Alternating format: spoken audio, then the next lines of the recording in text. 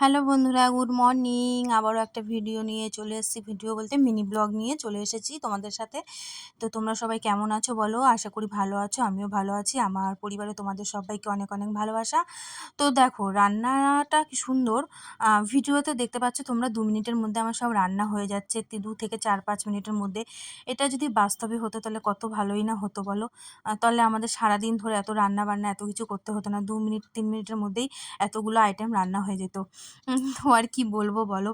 এটা তো সবার জন্যেই না, সবাই এরকম ভিডিও করতে গেলে 2 থেকে 3 মিনিটের মধ্যে রান্না শেষ হয়ে যায়, কিন্তু বাস্তবে এটা হয় না। তো চলো দেখো, দেখতে পাচ্ছ সকালবেলা এদিকে চাউমিন করছি, কারণ আজকে তোমাদের দাদাভাইকে আর তোমাদের কৌশিক সোনা দুজনকেই আজকে চাউমিন টিফিনে দেওয়া হবে। আর এদিকে ভাত ভাত প্রথমে একবার হচ্ছে, এখন ভাতটাই এই প্রথম ভাতটা একটু নরম নরম করতে হয়, যেহেতু শ্বশুরমশাইয়ের দাঁত নেই, উনি খায়। আর এদিকে তোমাদের দাদাভাইও খেয়ে যায়, এটাই একটু কিছু করার নেই, নরম। তো দেখো এর মধ্যে আমার চাউমিনটাও রেডি হয়ে গেছে পুরো। এরকম আমি লাইটই করি, কোনো কালার ফালার কিছু ব্যবহার করি না, জাস্ট একটু সবজি আর একটু ডিম দিয়ে করে দিই।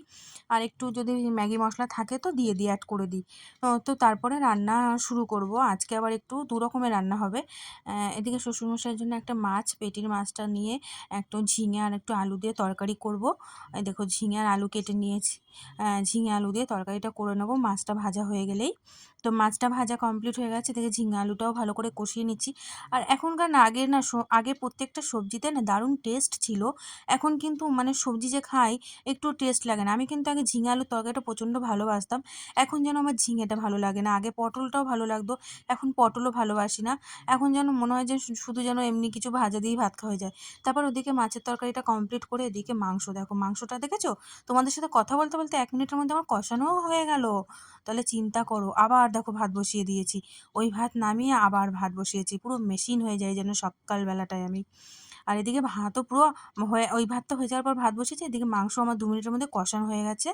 আর তারপরে এদিকে আবার দেখো আজকে আমি আমার পছন্দের লোটে মাছ, লোটে মাছটাকেও ভাজা করব। এটাও ধুয়ে মুছে পরিষ্কার করে নিয়ে এসেছি। আচ্ছা কে কে বলো তো লোটে মাছ ভালোবাসো? আমার যেটা ভালো লাগে আমি সেটা কিন্তু বাস্তবে বলে দিই। আমার লজ্জা জিনিসটা একটু খুবই কম, যেটা ভালোবাসি সেটা কেন বলবো না বলো, আর যেটা ভালোবাসি না সেটা বাসি না সেটা বলে দেবো। তো তার জন্য করলাম কি, দেখো কড়াইটা মেজে ঘষে নিয়ে এসে কড়াইয়ের মধ্যে তেল বসিয়ে দিয়েছি। তেলটা একটু গরম হয়ে গেলে একটু তেজপাতা ফোড়ন দিয়ে দেবো। তো মানে কি বলবো, রান্নার যেন এক একটা করে করছি, আর যেন মনে হচ্ছে যেন সময় কত এগিয়ে যাচ্ছে, যেহেতু সকাল 10টার মধ্যে কমপ্লিট করতে হয়। মানে আজকে আর আমার রাতের রান্না নেই, একবারে আমি সকালবেলাটাই তোমার দিনের বেলার রান্না দুপুরের রান্না সবই একবারে কমপ্লিট করে নিয়েছি, রাতেরটাও করে মানে ভাগ করে ফ্রিজে রেখে দেবো। যেহেতু এত কিছু রান্না করছি না, রাত্রে আবার কি করব বলো, এই কারণে করে নিলাম একসাথেই। তো দেখো মশলাটা দিয়ে দিলাম, মশলা দিয়ে একটু ভালো করে মশলাটা কষিয়ে নেবো। তো সবাই তো জানো মশলা যত ভালো কষা হবে রান্নার টেস্টও কিন্তু ততটাই ভালো হবে, তাই তো? তোমরা কি বলো?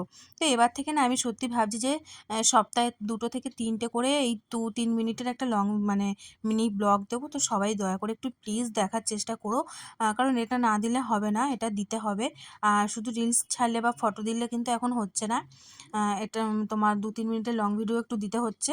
তো দেখো মশলাটা থেকে একটু জলটা কমে এসছে, তার মধ্যে আবার দিয়ে দিচ্ছি একটু হলুদ। রেগুলার মশলা তো দিতেই হবে, হলুদ ছাড়া তো কালার হয় না, না?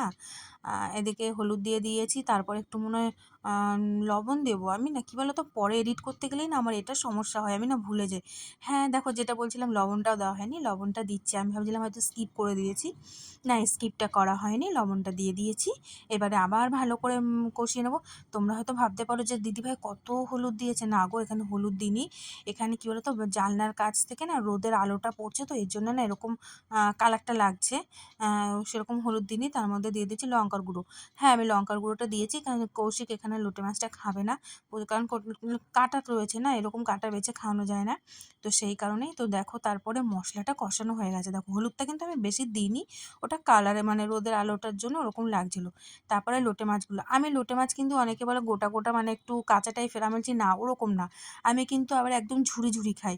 ওটা আমার ভালো লাগে না, ওটা দিয়ে যেন কেমন একটা আমার আষ্টে গন্ধ আসে। তো ওই কারণে আমি ওটা খাই না, আমি একদম একটু ঝুরি ঝুরি ভাজা করেই খাই।